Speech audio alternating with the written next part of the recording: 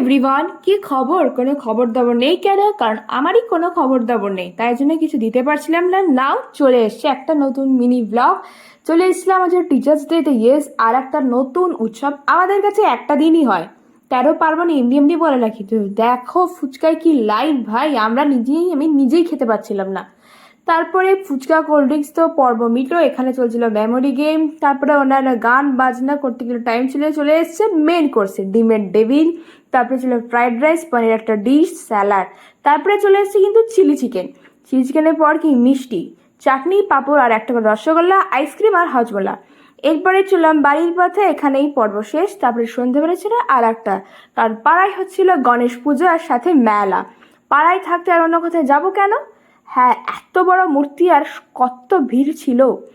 দেখো মেলাটায় পুরো জমজমাট। এখান থেকে জিলিপি নিয়ে চললাম বাড়িতে। Do like, comment, share and subscribe.